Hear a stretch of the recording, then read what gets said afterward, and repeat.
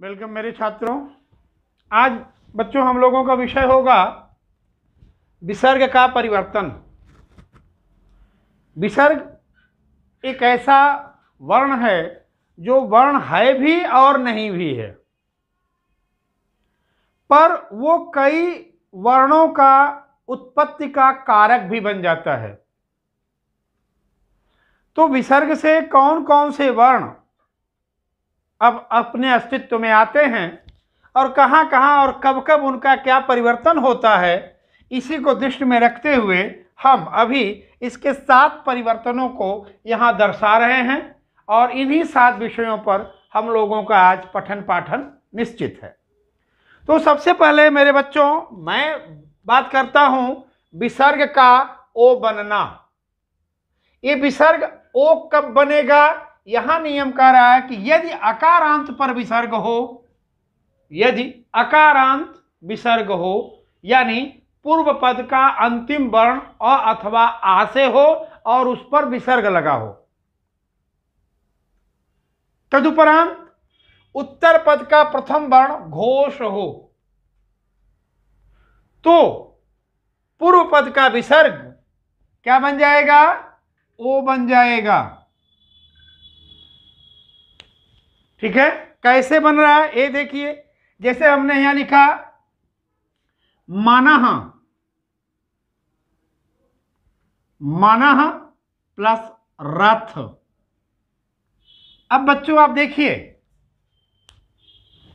कि मनः में क्या है? अकारांत विसर्ग है, न अ पर विसर्ग लगा है। तदुपरांत र क्या है? घोष वर्ण है। कुल घोष वर्णों की संख्या कितनी बताया हूं मैं? 31। ठीक है, तो अब यहां पर र क्या है? घोष है। इस र के घोष होने से ये जो है विसर्ग ये क्या बन जाएगा? ओ बन जाएगा। और ये क्या हो जाएंगे? मनोरथ। इसी तरह से यशः, यशः प्लस दा क्या हो जाएगा? ये यशोदा। ध्यान रखना कि अकारांत विसर्ग प्लस घोष बराबर ओ, एक तरह से विसर्ग संधि ही है। अकारांत विसर्ग प्लस घोष बराबर ओ। उदाहरण आपके सामने है, मनोरथ क्या हो गया? मनोरथ। यशोदा, यशोदा हो गया। मनः बल क्या हो जाएगा यहां पर? मनः प्लस बल ये हो जाएगा मनोबल।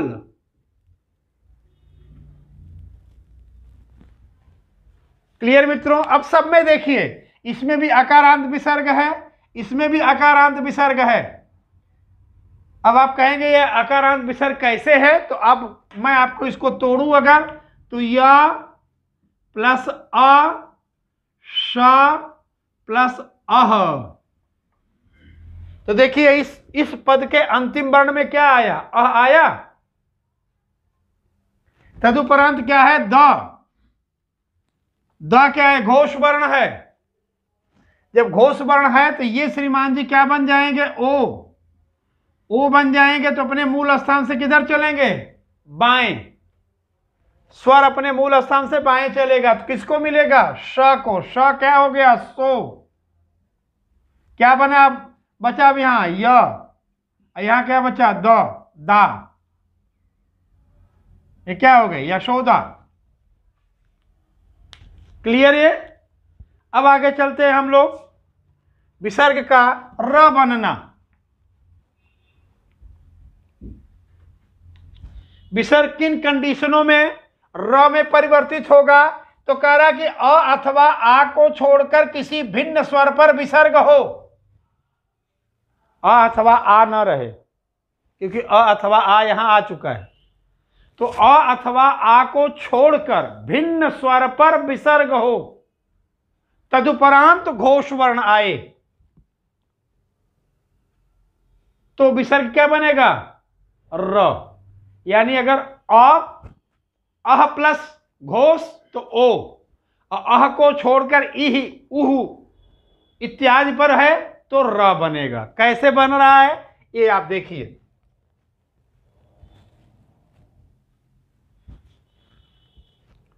हमने यहां लिखा निह गत। तो देखो मेरे बच्चों, ग क्या है? तृतीयाक्षर है, घोष है। इधर क्या है? इधर ई पर विसर्ग लगा है और अथवा आ पर नहीं है, ई पर विसर्ग है, उसको घोष मिल गया तो ये जो विसर्ग है ये र बन जाएगा। ये क्या हो जाएंगे? निर्गत। ठीक। निह आधार। देखिए अथवा आ पर नहीं है, ई पर है और घोष से मिला तो र बनेगा। क्या हो जाएगा? ये निराधार। दुह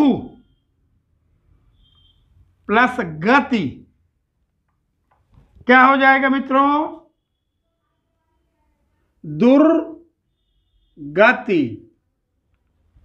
तो देखिए सारे के सारे अपने आप में र बनते चले जा रहे हैं। इनको आप ध्यान दे देंगे एकदम से र बनेगा। अब सवाल आता है यहाँ पर कि यहाँ आप एक चीज पूछ सकते हैं कि सर यहाँ पर तो ये र ऊपर चला गया लेकिन यहाँ पर ये र यहाँ पर आ गया, ऐसा क्यों? तो मेरे बच्चों इसको ध्यान रखना कि जब विसर्ग र बना तो र को यहाँ पर कोई स्वर नहीं मिला, अतः वह स्वर रहित है। स्वर रहित स्वर सदैव वर्ण के शिरो रेखा पर लगेगा। यहाँ क्या है? यहाँ पर विसर्ग र बना और लेकिन र को आ मिल गया, तो अब वो जो व्यंजन था, र जो व्यंजन था अब वर्ण बन गया, इसलिए रा बन गया, वो शिरो रेखा पर नहीं जाएगा। क्लियर? अब आगे चलते हैं। विसर्ग का श बनना। विसर्ग का श बनना। अब विसर्ग श कब बन रहा है? तो देखिए यहां पर कह रहे हैं कि यदि विसर्ग के बाद च, छ या श आए, यदि विसर्ग के बाद च, छ या श आए तो विसर्ग का परिवर्तन श में हो जाता है। तो ये विसर्ग का परिवर्तन श में हो जाएगा। कैसे हो जाएगा आप इसको देखिए। हम यहां पर लिख रहे हैं निह, निह प्लस चल। क्या हो जाएगा? अब ये विसर्ग के बाद च आ रहा है तो विसर्ग का परिवर्तन इस नियम के अनुसार क्या बनेगा? श होगा। तो ये क्या हो जाएंगे? निश्चल। ठीक है। अब अगर च के जगह छ आएगा तो क्या होगा? जैसे मान लो कि हमने यहां पर उदाहरण लिखा निह प्लस छल। यहां चल है, यहां छल है, तो इसके बाद विसर्ग के बाद अगर छ आ रहा है तो विसर्ग यहां पर भी क्या बनेगा? तालव्य श। ये क्या हो जाएंगे? निश्चल।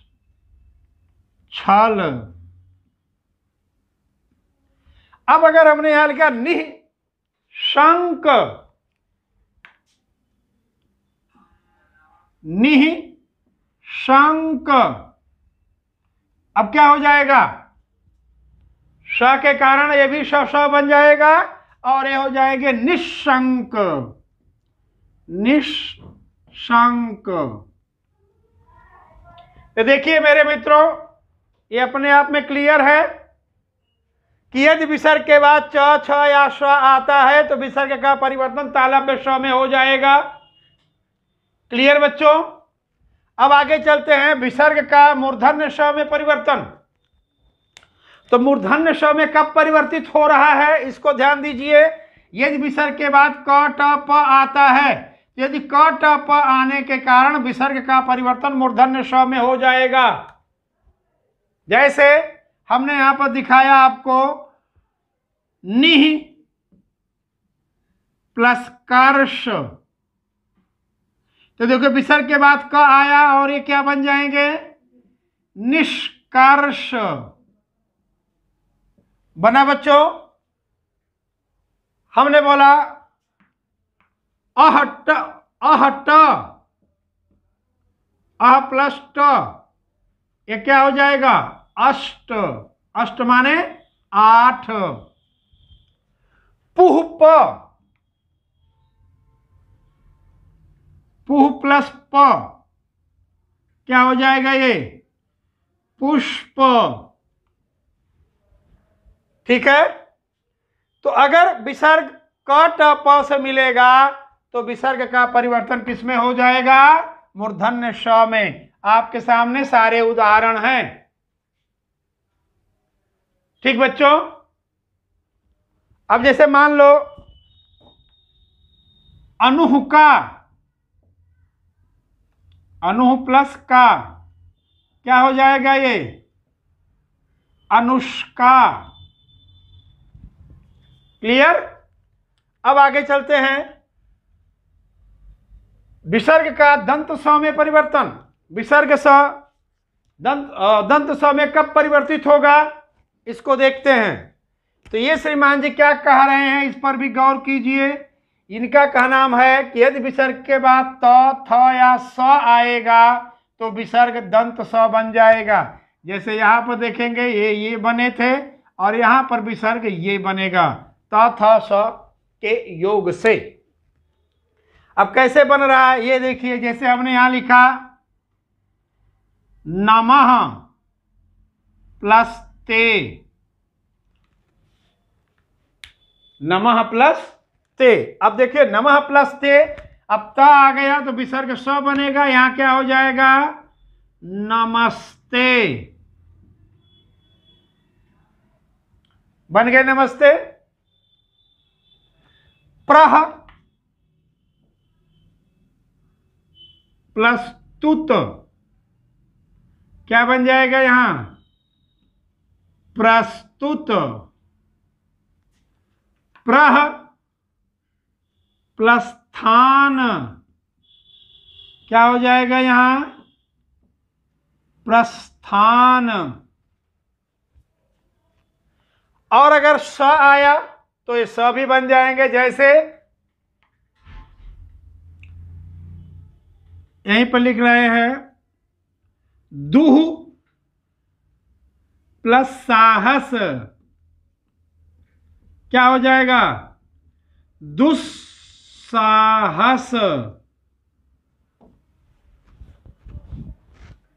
स का समय परिवर्तन हो गया। क्लियर। अब आते हैं आगे कि विसर्ग का दीर्घ कैसे बनता है, दीर्घ स्वर का कैसे निर्माण करेगा। ये कह रहा है विसर्ग ह्रस्व प्लस विसर्ग, ह्रस्व विसर्ग प्लस रकार बराबर दीर्घ। ध्यान दीजिए, ह्रस्व विसर्ग प्लस रकार, ह्रस्व स्वर पर विसर्ग हो और उसके बाद र आए तो विसर्ग का लोप होकर के ह्रस्व दीर्घ बन जाएगा। ह्रस्व क्या बन जाएगा? दीर्घ बन जाएगा। इसीलिए विसर्ग का दीर्घ होना कैसे हो रहा है ये देखिए। अब आप ये है, हमने यहां लिखा निह प्लस रस, निह प्लस रस। अब देखिए आ पर विसर्ग नहीं है, विसर्ग ह्रस्व पर है। छोटी ई पर विसर्ग लगा है, तदुपरांत उसको र मिल गया। जब छोटी ई पर विसर्ग के बाद र मिल जाएगा तो विसर्ग का लोप हो जाएगा और छोटी ई बड़ी ई हो जाएगी और यहां पर क्या हो जाएंगे? ये नी रस। निरस क्या बन गया? नीरस। उसी तरह से निह प्लस रोग, ये क्या हो जाएंगे? निरोग। क्लियर। आगे निहर, निहर बराबर क्या हो जाएगा, नीर। हर जगह देखिए आपको दीर्घ का बोध हो जाएगा। ठीक बच्चों, अब आखिरी क्या है कि विसर्ग का वृद्धि स्वर होना। यह कह रहा है कि यदि ह्रस्व विसर्ग के बाद गुण स्वर आए, यदि ह्रस्व विसर्ग के बाद गुण स्वर आए तो विसर्ग का लोप हो जाएगा और जो गुण है वो वृद्धि स्वर में परिवर्तित हो जाएगा। ठीक है, देखो वो कैसे, ये कह रहे हैं अतः, अतः पर देखिए क्या है, ह्रस्व है, ह्रस्व अ पर यानी छोटे अ पर विसर्ग है। इधर क्या हो गया, एव। अब यहां पर दो हो जाएंगे। ठीक है, नंबर 1 हो जाएगा अतएव, एक तो नियम ये बनेगा। लेकिन अब मित्र यहां पर ध्यान से देखिएगा कि त के बाद जब ए आएगा तो अपने आप यहां पर चिल्ला रहा है कि नहीं मैं यहां वृद्धि संधि हूं। तो वृद्धि संधि होने के कारण ये जो अतः एव है क्या हो जाएंगे, अतएव हो जाएंगे। अत एव नहीं होंगे, अत एव नहीं होंगे और नहीं आप अतएव होंगे, ये दोनों ही नहीं होंगे।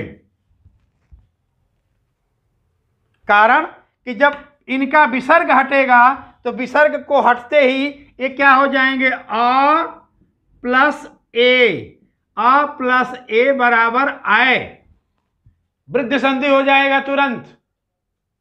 विसर्ग को हटते ही अ प्लस ए हो जाएगा, अ प्लस ए होते आई बनेगी, इसलिए अतएव ही शुद्ध है, अतएव शुद्ध नहीं है।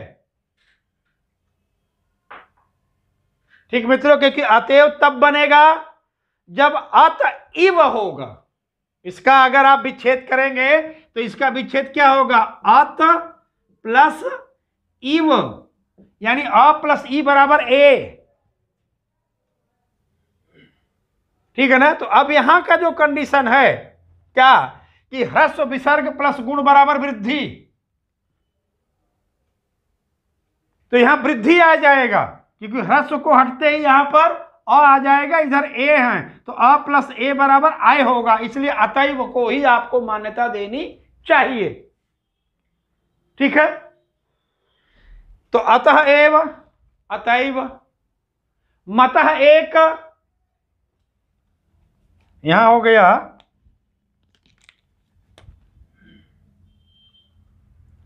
मतः एक, ये भी क्या हो जाएगा, मतैक। ठीक बच्चों, तो अब आपको मैं विसर्ग के ये 7 ही परिवर्तन अभी बताया हूं। नेक्स्ट परिवर्तन किसी और क्लास में हम आपको दे देंगे। ये देख लीजिएगा कि विसर्ग का ओ बनना, विसर्ग ओ कब बनता है, जब अकारांत विसर्ग घोष से मिलता है। विसर्ग र कब बनता है, जब आ को छोड़कर भिन्न स्वर का विसर्ग घोष से मिलेगा। विसर्ग का श कब बनता है, जब विसर्ग च, छ या श से मिलेगा। विसर्ग मूर्धन्य श कब बनता है, जब विसर्ग क, ट, प से मिलेगा। सारे उदाहरण मैं आपको सामने दिया हुआ हूं। विसर्ग दंत स कब बनेगा, जब विसर्ग का योग त, थ या श से हो, अरे स से होगा। विसर्ग का दीर्घ रूप कब आएगा, जब ह्रस्व का रकार से मेल होगा तो वो दीर्घ बन जाएगा। विसर्ग का वृद्धि स्वर में परिवर्तन कब होगा, जब ह्रस्व विसर्ग किसी गुण स्वर से मेल करेगा। ह्रस्व विसर्ग किसी गुण स्वर से मेल करेगा तो वह गुण वृद्धि में परिवर्तित हो जाएगा। ठीक बच्चों, तो ये 7 परिवर्तन है जी अभी आपको मैंने दिया। नेक्स्ट 4-5 परिवर्तन इसके और भी हैं जिसको हम अगली किसी भी क्लास में या जैसा आप लोगों का कमेंट्स आएगा उस कमेंट्स के अनुसार हम आपको दे देंगे। ये जितने आपके कमेंट्स थे उसको मैंने आज क्लियर कर दिया। धन्यवाद बच्चों। अगर वीडियो आपको अच्छी लग रही हो तो प्लीज़ शेयर करना ना भूलें, कमेंट्स करना ना भूलें। ठीक मित्रों, बहुत बहुत धन्यवाद।